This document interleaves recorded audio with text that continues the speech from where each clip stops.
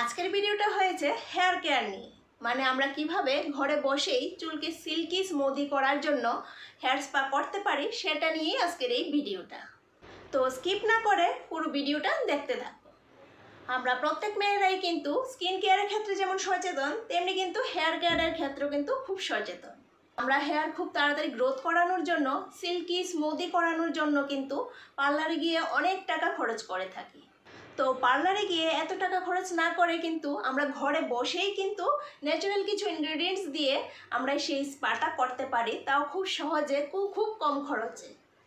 আর natural ingredients দিয়ে যদি আমরা কোনো কিছু ট্রাই করি, সেটা হেয়ার কেয়ারই হোক আর স্কিন কেয়ারই হোক, সেটা কিন্তু হয় লং লাস্টিং, আর তার কোনো সাইড এফেক্টও থাকে না।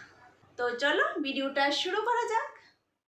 এখানে হেয়ার স্পা করার জন্য আমি নিয়েছি একটা বাটিতে টক দই, তারপর নিলাম অ্যালোভেরা জেল, আর নিয়েছি একটা লেবু অর্ধেকটা কেটে নিয়েছি, আর নিয়েছি মধু, আর নিলাম নারকেল তেল।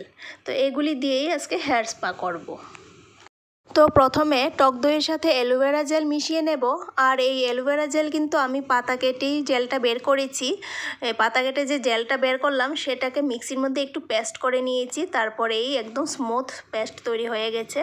আর নয়তো এই চাকা চাকা থাকে তো তাহলে মানে মাথায় দিতে অসুবিধা হবে, তার জন্য মিক্সির মধ্যে একটু পেস্ট করে নিলে একদম স্মুথ লিকুইড হয়ে যায়। তারপর দিয়ে দিলাম হাফ কেটে রাখা লেবুর রসটা।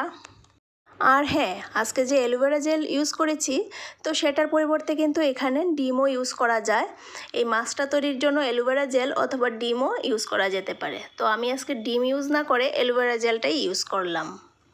তারপর এখানে দিয়ে দিচ্ছি 1 চামচ পরিমাণ হানি। আর এখানে যতগুলি উপাদান আমি ইউজ করছি সবগুলি কিন্তু যার যার চুলের লেন্থ অনুযায়ী ইউজ করবে।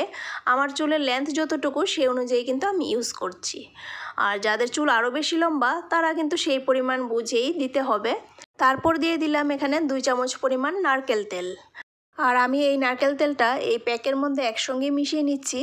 তবে এই প্যাকের মধ্যে তেলটা না মিশিয়ে প্যাক লাগানোর আগে পুরো চুলের গোড়া থেকে শুরু করে চুলের লেন্থ অবধি পুরো মাথায় কিন্তু এই তেল লাগিয়ে নিয়ে তারপর এই প্যাকটা লাগানো যেতে পারে। তো যাই হোক, ভালোভাবে প্যাকটা মেশানো হয়ে গেছে, এবার চুলে লাগানোর পালা। তো তার আগে আমার চুলগুলি ভালো করে আঁচড়ে নেব যাতে চুলে কোনো রকম জট না লেগে থাকে। আর চুল আঁচড়ানোর সময় আমি সবসময় মোটা শলার চিরুনি দিয়েই চুলটা আঁচড়াই, যাতে জট ভাঙার সময় চুল না ছিঁড়ে যায়। তাছাড়া চুলে প্যাক অ্যাপ্লাই করাই হোক বা অয়েল অ্যাপ্লাই করাই হোক, তার আগে কিন্তু সবসময় চুল আঁচড়ে নিয়ে জট ভেঙে নিয়ে তারপরেই অ্যাপ্লাই করা উচিত। তো এদিকে আমার ভালো করে চুল আঁচড়ে জট ভেঙে নিয়েছি। এবার চুলের অল্প অল্প সেকশন বের করে নিয়ে চুলের গোড়ায় গোড়ায় প্রথমে এই প্যাকটা ভালো করে অ্যাপ্লাই করে নেব। আর সেকশনটা পাতলা পাতলা করে করলেই ভালো হয়, তাহলে প্রত্যেক চুলের গোড়ায় গোড়ায় কিন্তু ভালোভাবে এই প্যাকটা অ্যাপ্লাই হয়ে যায়। এই প্যাকের মধ্যে থাকা টক দই আমাদের চুলকে গোড়া থেকে শক্ত করে তুলতে সাহায্য করে। আর গোড়া থেকে শক্ত হলেই তো চুল পড়া বন্ধ হবে, তাই না?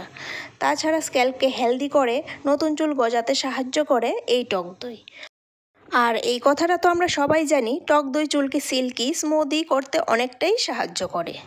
তারপর হয়েছে অ্যালোভেরা জেল। এই প্যাকের মধ্যে আমি অরিজিনাল পাতা কেটে জেল বের করে ইউজ করেছি, তবে বাজারের প্রিজারভেটিভ জেলও কিন্তু ইউজ করা যায়। কিন্তু বাজারের অ্যালোভেরা জেল থেকে ন্যাচারাল পাতা কেটে জেল বের করে সেটা ইউজ করা কিন্তু অনেকটাই ভালো। আর এই জেল আমাদের চুলকে গোড়া থেকে শক্ত, সফট অ্যান্ড শাইনি করতে অনেকটাই সাহায্য করে। তারপর হয়েছে এই প্যাকের মধ্যে থাকা মধু। মধু আমাদের চুলের মধ্যে ময়েশ্চার ধরে রাখতে সাহায্য করে। এরপর হয়েছে এই প্যাকের মধ্যে থাকা লেবু। লেবুর রসও কিন্তু আমাদের স্ক্যাল্প থেকে ড্যান্ড্রফ রিডিউস করতে সাহায্য করে। তারপর হলো নারকেল তেল। নারকেল তেল আমাদের চুলকে কন্ডিশনিং করে চুলকে জটমুক্ত রাখতে সাহায্য করে। তো এই মাস্কটা চুলের গোড়ায় অ্যাপ্লাই করে তারপর কিন্তু চুলের পুরো লেন্থেও আমি অ্যাপ্লাই করে নিচ্ছি। চুলের গোড়ায় অ্যাপ্লাই করলে চুল শক্ত হয়, আর লেন্থে অ্যাপ্লাই করলে লেন্থ সিল্কি, শাইনি এবং জটমুক্ত থাকে। তো এই মাস্কটা পুরো চুলে ভালোভাবে অ্যাপ্লাই করা হয়ে গেছে। এবার একটা ক্লাচারের সাহায্যে 30 থেকে 45 মিনিটের মতো বেঁধে রেখে দেব।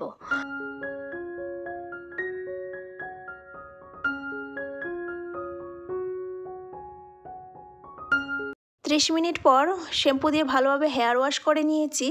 আর হেয়ার ওয়াশ করার পর কিন্তু কন্ডিশনার ইউজ করারও এখন প্রয়োজন পড়েনি, যেহেতু এই মাস্কটা অ্যাপ্লাই করেছি। আর হেয়ার ওয়াশ করার পরও কিন্তু দেখো চুলে কিন্তু কোনো রকম জট নেই। হেয়ার ড্রাই হওয়ার পর দেখো হেয়ার কতটুকু সিল্ক, সফট অ্যান্ড শাইনি লাগছে। তাছাড়া চুলে কিন্তু কোনো রকম জট নেই। তো এইভাবেই কিন্তু আমি বাড়িতে বসে ন্যাচারাল উপায়ে হেয়ার স্পা করে থাকি। আর এই স্পাটা 15 দিনে একবার করে করলে কিন্তু খুব ভালো রেজাল্ট পাওয়া যায়। আর যাদের বেশি ড্যামেজড হেয়ার তারা কিন্তু সপ্তাহে একবার করে করতে পারো, তাহলে খুব তাড়াতাড়ি রেজাল্ট পাওয়া যাবে। তো গাইস, আর দেরি না করে তোমরা এই স্পাটা শুধু একবার করেই দেখো, তারপর নিজেরাই বুঝতে পারবে চুল কতটা সিল্কি অ্যান্ড স্মুথি হয়ে যায়। আর হ্যাঁ, এই স্পাটা করার পর তোমরা তার রেজাল্টটা জানাতে কিন্তু আমাকে ভুলবে না। সেটা যে কোনো ভিডিওর কমেন্ট বক্সে তোমরা জানাতে পারো। তো চলো আজকের ভিডিওটা এই পর্যন্তই, আবার দেখা হচ্ছে নতুন দিনে নতুন আরেকটা ভিডিওর সাথে। আর আজকের ভিডিওটা কীরকম লেগেছে তা কমেন্টে অবশ্যই জানাবে। ভালো লাগলে প্লিজ একটা লাইক করবে আর সাবস্ক্রাইব বা ফলো করে আমার চ্যানেলটার পাশে থাকবে। তাহলে ফিরে আসছে আবার নতুন দিনে নতুন আরেকটা ভিডিওর সাথে। বাই।